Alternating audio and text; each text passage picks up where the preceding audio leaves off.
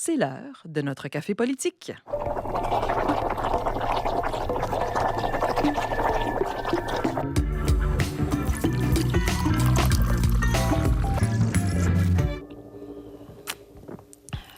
C'est très spécial aujourd'hui au Café politique parce que j'ai de mes deux moitiés en studio, notre collègue journaliste de CBC, Jacques Poitras. Bonjour, Jacques. Bonjour, plaisir d'être ici. Ça me fait plaisir de vous recevoir en studio. Et à Caraquette, nous joignons l'éditorialiste de l'Acadie Nouvelle, François Gravel. Bonjour, François. Bonjour Martine, vous l'avez dit, c'était les débats télévisés des chefs cette semaine. On nous demande toujours dans ces cas-là, c'est qui le grand gagnant du débat.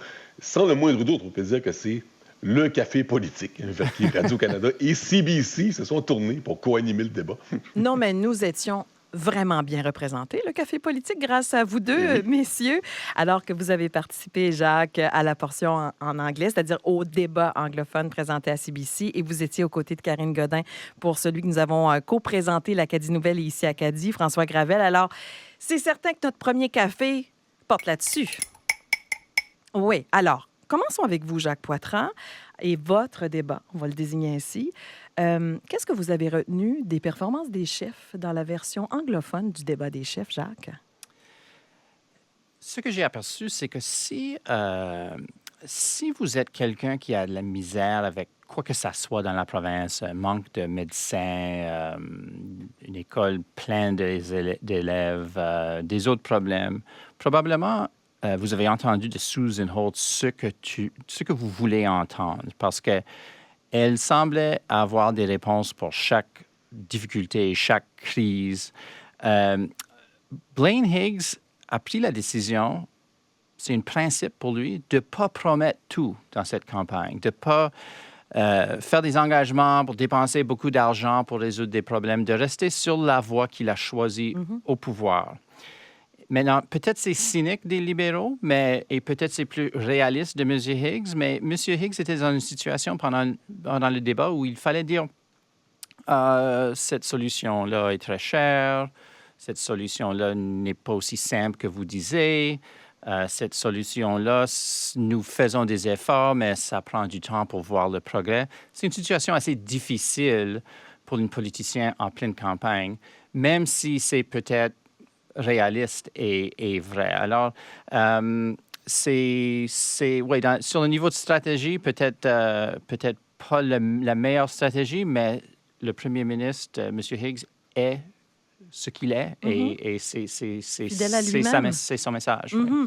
Du côté du débat en français, François Gravel, qu'est-ce que vous avez retenu des performances des chefs? C'est certain que le format qui empêche les interactions des chefs un contre l'autre, la barrière de la langue aussi, ça limitait grandement les chances là, qu'un moment marquant survienne. Donc, pas de gagnant, pas de perdant. Mais en français, la personne qui a réussi à mieux tirer son épingle du jeu, c'était la libérale, Susan Holt.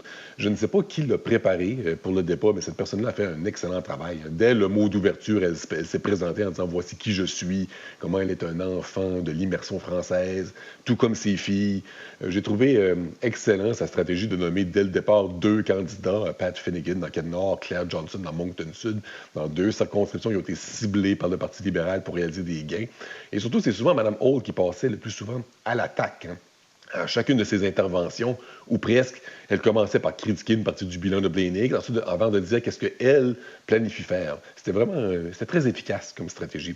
Alors que Blaine Higgs, de son côté, a passé beaucoup de temps à défendre son bilan, ce qui est pas nécessairement la meilleure des stratégies dans un débat. Là. Dire aux électeurs, voici tout ce que j'ai accompli, ça ne leur dit pas ce que vous voulez accomplir pour eux dans le futur.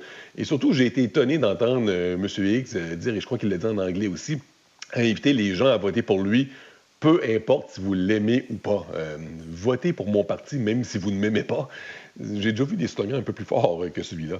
Et ça a été difficile aussi pour David Coon. Il est bilingue, mais pas mal moins bon en français qu'en anglais, bien sûr, et ça a nuit à ses efforts de s'imposer. Est-ce que je peux juste ajouter Bien sur le sûr, format Jacques. aussi? Je pense que les journalistes, les chroniqueurs aiment voir ces clips, ces moments, ces affrontements, chicanes. Pour les électeurs, je pense qu'ils cherchent vraiment une discussion, toutes les idées de toutes les parties. Et J'ai entendu les deux, c'est dur à je dire. pense le format a été un succès dans ce sens-là, même si ça ne nous donne pas une manchette claire le lendemain. Ah ben ouais, ça, les manchettes, c'est l'affaire des journalistes, hein. On passe au prochain café qui va un peu retomber sur ce qu'on a entendu pendant les débats parce que c'est un endroit où, justement, comme Jacques l'indiquait, on voit des stratégies de communication, on voit des décisions de mettre de l'avant ceci au lieu que cela. On a remarqué qu'on remet en question certains des chiffres donnés par l'adversaire et ça se fait surtout du côté de M. Higgs qui remet en question des affirmations de Mme Holt. On l'a entendu, et je commencerai avec vous, François Gravel, notamment dans les débats, mais vous voyez là-dedans tout simplement une stratégie de M. Higgs. Oui, pendant les deux débats, Blaine Higgs a accusé Susan Holt de propager des faussetés. Et oui, c'était une stratégie, c'était planifié, ça n'est pas sorti de nulle part. D'ailleurs, dans les jours qui ont précédé le débat des chiffres, le service de communication du Parti progressiste conservateur a fait parvenir aux médias un communiqué de presse qui remettait en question l'affirmation des libéraux selon laquelle 180 000 néo-brunswickois n'ont pas de médecin de famille. Et quand Susan Holt, pendant le débat en français en particulier, a répété cette affirmation, j'étais devant, je l'entendais, je me doutais fort bien là, que Blaine Higgs, qui avait le prochain droit de parole, allait contester ces données, puis c'est en plein ce qui est arrivé. Mais il est encore plus loin là, en disant que les libéraux ont littéralement fabriqué ces chiffres de nulle part. Et c'est encore plus intense en anglais sur la question des investissements en santé, sur la question de la construction d'écoles. M. Higgs revenait à chaque fois là, en disant « Regardez encore des faussetés ». C'est une stratégie qui a eu son effet. D'ailleurs, le Telegraph Journal a titré son texte sur le débat avec un titre en anglais, là, bien sûr, mais qui se traduit par Holt propage des faussetés lors du débat, selon Higgs. Et en même temps, je ne sais pas à quel point ça peut avoir un impact sur les électeurs qui ont écouté le débat. Si vous n'avez pas de médecin de famille, si vous en cherchez un depuis des mois, mais en vain, et que la chef libérale déclare qu'il y a 180 000 néo-brunswickois dans cette situation et que Blaine Higgs réplique que non, c'est faux. Ça ne change rien que vous n'avez pas de médecin de famille. Dans le pire scénario, ça peut même vous laisser croire que M. Higgs est plus intéressé à avoir le bon chiffre qu'à vous dire qu'est-ce qu'il peut faire pour vous aider dans cette situation-là. Mais c'était voulu et ça faisait partie du plan de match des conservateurs, oui. Il fallait peut-être s'y attendre, Jacques Poitras. En anglais, on dit « he says, she says ». Est-ce qu'elle dit ce qu'il dit? C'est pas vrai, c'est moi qui ai les bons chiffres. On l'a entendu même avant le débat, là. Oui, je suis d'accord avec l'analyse de François. Le chiffre de 180 000 personnes sans soins primaires, c'est basé sur une étude du Conseil de la santé du Nouveau-Brunswick qui a trouvé que l'année passée, 2023, il y avait 79 du monde qui avait accès. Mais c'est aussi vrai que beaucoup de monde, peut-être, ont trouvé des médecins pendant cette année-là. Peut-être beaucoup l'ont perdu. Beaucoup de monde sont arrivés dans la province pour la première fois. Beaucoup de monde sont inscrits avec l'alternative comme lien santé. Alors, on ne sait pas le chiffre actuel aujourd'hui. Et c'est dangereux de lancer un débat sur les chiffres parce que, comme François dit, si quelqu'un sent que ça ne va pas bien pour eux-mêmes, les chiffres ne vont pas changer leurs idées. On a vu au niveau fédéral, Justin Trudeau dit que l'économie améliore rapidement, l'inflation descend, et c'est vrai dans les statistiques, mais si la population ne le sent pas, ça ne fait pas vraiment d'impact sur l'intention de vote. Et ça peut sembler aussi que l'élu ne comprend pas la réalité. On va passer au troisième de nos sujets à ce café politique post-débat électoral au Nouveau-Brunswick. C'est vrai que ça a peut-être moins paru dans le débat, mais on a entendu, entre autres, le chef Kuhn parler des régions rurales. Il nommait certaines très grandes municipalités en parlant de régions rurales, ce que d'autres ont questionné. Notre Acadie, ce n'est pas forcément une région rurale, mais bon, on a longtemps dit, François et Jacques, je crois à juste titre, que beaucoup de l'attention est portée vers les grands centres du Sud, qu'on tourne parfois le dos, selon le parti, à des régions plus rurales francophones aussi. Je vais commencer avec vous, Jacques, sur les batailles électorales qui vont se jouer, c'est sûr, dans les grands centres qui comportent davantage de circonscriptions, mais qui seront peut-être pas moins intéressantes et importantes dans des régions rurales de la province. Oui, l'année passée, je pensais que le progrès du Parti vert passerait par les trois grandes villes, que ces trois villes-là étaient ciblées par le parti, mais on entend beaucoup des régions rurales, de la péninsule, de l'érosion côtière.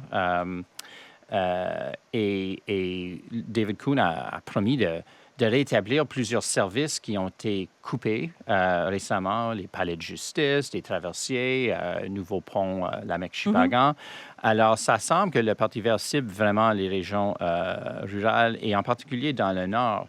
Je pense que dans le sud, le risque pour le Parti vert, c'est, dans plusieurs circonscriptions, c'est de diviser la vote anti-PC. Mais dans le nord, parce que les PC n'ont pas beaucoup d'appui depuis quelques années, c'est plus comme les Verts jouent pour deuxième place ou même pour battre des députés libéraux sortants. Alors, c'est deux dynamiques dans deux régions de la province qu'on voit et peut-être les Verts ont décidé que c'est mieux d'aller dans cette direction-là pour cette campagne. Et on verra le 21 octobre si ça aura été payant.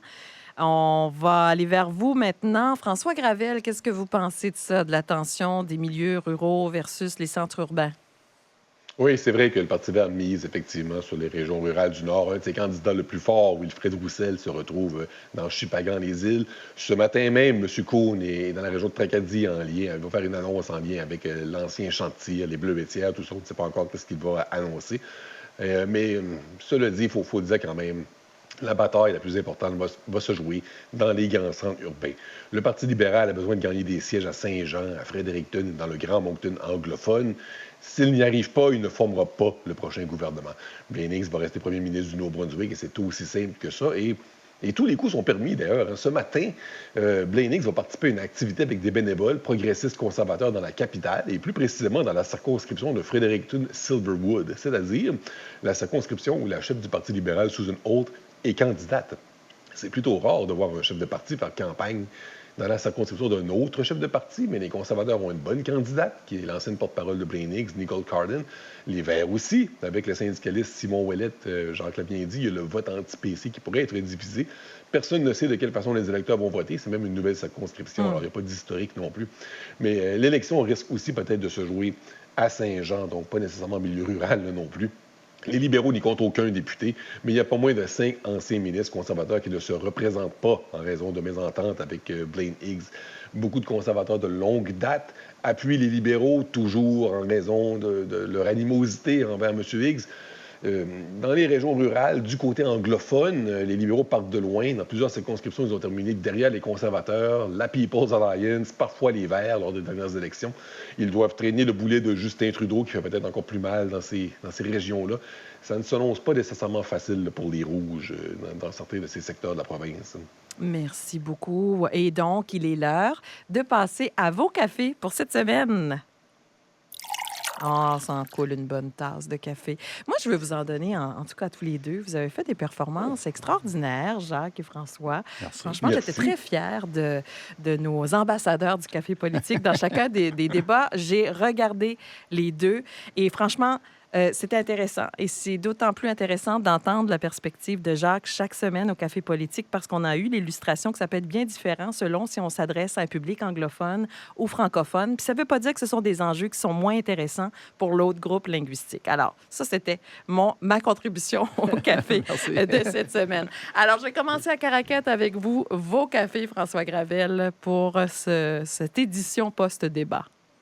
Oui, des cafés en lien avec le débat, avec les coulisses du débat, Oui. des petites informations peut-être que nos auditeurs aimeraient entendre.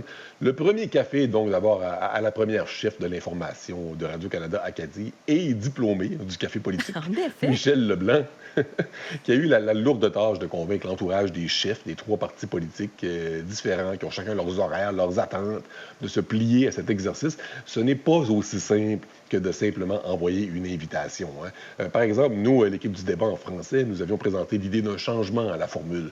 Mais l'un des partis s'y est opposé. L'idée est tombée à l'eau. Il faut vraiment négocier et convaincre chacun des représentants de tous ces partis. Certains répondent rapidement, d'autres plus lentement.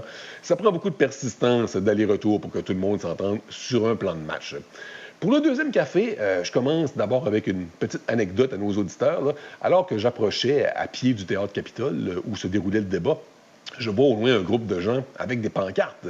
Je me demande, est-ce qu'il y a des manifestants qui sont venus manifester contre le débat ou pour quelque chose? Et non, il s'agissait de militants progressistes conservateurs qui s'étaient déplacés pour attendre l'autobus de leur chef et accueillir leur chef Blaine Higgs.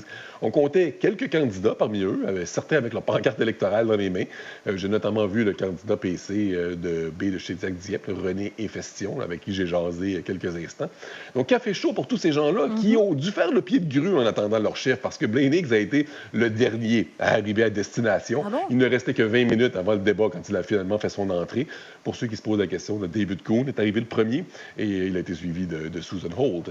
Et en terminant, un mot concernant la traduction simultanée. J'ai été impressionné de l'instantanéité de celle-ci. Je posais une question en français à Blaine Higgs et celui-ci répondait presque immédiatement. J'étais convaincu qu'il y avait un délai important entre la question, la traduction, puis la réponse de M. Higgs, mais ce n'était pas le cas du tout. Par contre, plusieurs personnes ont fait des commentaires, des critiques même, concernant la qualité de la traduction en français à la télévision, quand M. Higgs prenait la parole. Karine Godin et moi, sur les lieux du débat, nous n'avions pas la traduction. On écoutait M. Higgs en anglais, donc je ne commenterai pas sur la qualité de celle-ci, mais ça semble avoir distrait plusieurs auditeurs. J'ai eu plusieurs commentaires là-dessus dans les heures qui ont suivi le débat.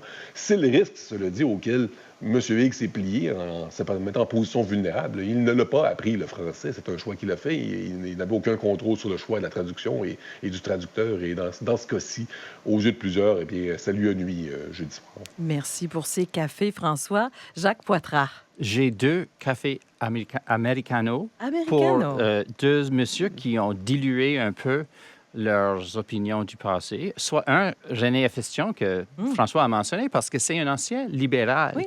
qui a sauté au PC pour devenir candidat. Ça se peut dans les deux sens. On parle beaucoup des anciens PC qui sont devenus des libéraux pendant cette campagne. Mais il faut mentionner qu'il y a au moins un libéral qui est devenu PC, M. Efestion, et une autre americano pour Brian Harkwell. C'est un des 4 anciens présidents du parti PC qui ont exigé la démission de Blaine Higgs comme chef l'année passée et qui, cette semaine, était vu à un ralliement de Blaine Higgs pendant la campagne. Alors, au moins un de ces rebelles-là qui est retourné au sein du parti et qui semble maintenant appuyer le chef au moins pour la campagne.